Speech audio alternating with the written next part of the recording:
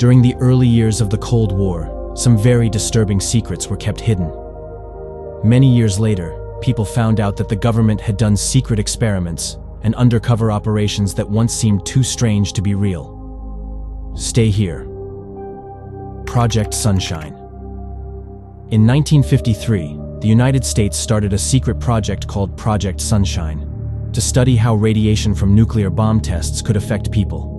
Scientists were especially worried about a dangerous chemical called strontium-90, which builds up in human bones, mostly in children. To find out how much of this chemical people were absorbing, the scientists needed samples of real human bones. One government scientist, Dr. Willard Libby, even joked that if anyone was good at stealing bodies, it would help the project. Following this idea, the project secretly collected over 1,500 samples from people who had passed away. Many of them were babies and small children. In most cases, families were never asked or even told. Hospitals and morgues from different parts of the world quietly sent these tiny bodies to labs in the United States, so researchers could check how much radiation was inside. At the time, the public didn't know anything about this. By 1956, there were some whispers about the project, but the disturbing way it was carried out stayed hidden. For many years, families had no idea their children's remains had been used like this. The truth didn't begin to come out until the 1990s. In 1995, a government commission released files that showed Project Sunshine scientists had used dishonest and unethical methods to get infant remains. By 2001, news reports revealed that both British and Australian institutions had also sent babies' body parts to the project without permission. The public was shocked, and many people were heartbroken for the families. Leaders were questioned about how such a disturbing study had ever been allowed. After the scandal, apologies were made, and rules for using human tissues in research became much stricter. While these secret radiation tests were happening behind closed doors, another Cold War experiment was quietly taking place in public. The next story brings us to a city by the ocean that was unknowingly used to test what a biological attack might look like. Operation Sea Spray. The bacteria Serratia marcescens has a bright red color that makes it easy to spot in a lab. In 1950, this same bacteria was secretly sprayed over the city of San Francisco as part of a government test called Operation Sea Spray. That September, while Cold War tensions were rising, the US Navy wanted to see how easy it would be to carry out a biological attack on an American city. For 1 week, a Navy ship near the coast used big hoses to spray a mist containing Serratia marcescens and another harmless germ into the city's natural fog. People living in San Francisco had no idea this was happening. The bacteria's red color helped scientists track how far it spread, and soon, they saw that the germs had traveled all across San Francisco and even into nearby towns. From a military point of view, the test proved that a biological agent could be spread across a city without anyone noticing. Around a week after the spraying, doctors at a local hospital started seeing something strange. Several patients were coming in with serious urinary tract infections that were all caused by the same rare bacteria. In total, 11 people got sick, and their lab samples were tinted red. After some testing, scientists discovered the cause: Serratia marcescens, the exact same bacteria the Navy had sprayed into the city's air. This was the first hospital outbreak of Serratia ever recorded. One of the patients, a man who had just had surgery, passed away from the infection. At the time, no one realized this could be linked to the government's test. The army had believed that Serratia was safe for humans, but this tragic case proved they were wrong. Operation Sea Spray stayed a secret for over 25 years. It wasn't until 1976 that the public found out what had really happened, when details of the test were shared during a government hearing on Cold War germ experiments. The people of San Francisco were stunned. They learned that they had been exposed to bacteria without their knowledge or permission. While some Cold War secrets involved experiments on everyday people, others happened far from the public eye, deep in the mountains of Asia. Our next story takes us to the Himalayas, where even the Dalai Lama became part of a hidden battle between world powers. The Dalai Lama was on CIA payroll. In March 1959, the Dalai Lama, The spiritual leader of Tibet had to leave his country after an uprising against Chinese rule failed.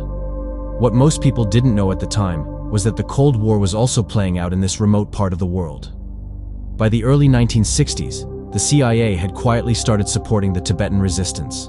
As part of this plan, they even gave financial help to the Dalai Lama while he lived in exile. The goal was to weaken China's government under Mao Zedong by supporting groups that stood against it. Secret documents that were released later showed that, during the 1960s, the CIA sent about $1.7 million every year to support Tibetan fighters who were living outside of China. Part of this money, about $180,000 each year, was used to support the Dalai Lama's activities in exile. This meant that during those years, the Dalai Lama's organization was receiving money from the CIA, even if the public didn't know. The US said this was done for political reasons, to put pressure on China from within. Along with money, the CIA also trained and gave weapons to Tibetan fighters who were trying to push back against Chinese forces. At the time, US officials denied that they were helping Tibet. The Dalai Lama's group also said their movement was independent. The CIA's support lasted until the late 1960s, and then slowly ended as the US tried to improve its relationship with China in the early 1970s. The truth didn't come out until 1998, when the US government finally released documents showing what had really happened. That year, news reports explained how the Dalai Lama's exile group had been quietly funded by the CIA, surprising many people and causing debate. The Dalai Lama's representatives confirmed that they had accepted help, but they also said he never personally handled the money, and that the support was only a small part of a larger political struggle during the Cold War. Not every secret during the Cold War came from the military or the intelligence world. Some secrets came from private meetings between the world's most powerful people. In our final story, we take a look at a mysterious retreat where global leaders meet far from public view, fueling both real discoveries and strange rumors. What have Herbert Hoover, Art Linkletter, Jack London, and Richard Nixon all had in common? Well, they've all been members of the exclusive all-male Bohemian Club. Deep in the redwood forests of Northern California is a place called Bohemian Grove, a 2,700-acre campground where some of the most powerful people in America have gathered for over 100 years. The retreat is organized by the Bohemian Club, a private group that was started in San Francisco in 1872. Every July, they host a 2-week event that brings together politicians, business leaders, military officials, and artists. The gathering is very private, with tight security and no press or public access. Over the years, several US presidents and well-known figures have attended. Because it's so private, guests can speak freely, relax, and build connections away from public attention. On the first night of the retreat, the members perform a ceremony called the cremation of care. In this ritual, people wearing robes burn a large figure shaped like a coffin, called dull care, in front of a huge stone owl. This event has been part of the tradition since the 1880s, and is meant to represent leaving behind stress and worries so everyone can enjoy the gathering. For many years, people have wondered what really happens at Bohemian Grove, since no one from the outside was allowed in. That changed in July 2000, when filmmaker Alex Jones secretly recorded the cremation of care ceremony using a hidden camera. His footage showed the robed figures and the burning effigy beside the lake.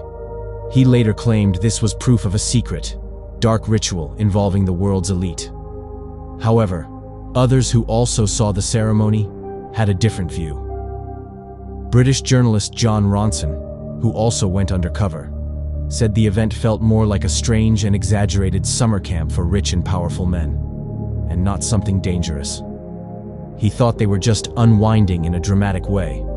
Some say the retreat is just a private getaway where no official business happens. But others worry that when leaders meet in secret, without any public record, it can lead to deals or decisions that the public never hears about.